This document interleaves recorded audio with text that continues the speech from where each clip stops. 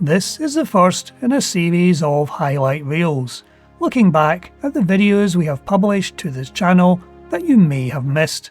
First, we have a video on the uPerfect 15.6-inch HDMI portable monitor. So good, I bought 5 of them.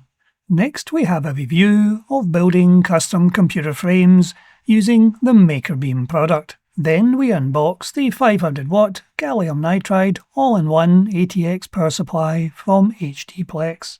And of course, we have an 8-part series on a modular Z180 Retro system. Finally, we have a 4-part series on the Minisforum BD895i SE ITX motherboard with a Ryzen 9 processor, building it into a very capable AI system. Thank you for watching today's video. Please feel free to click on the link in the description below to discover more videos.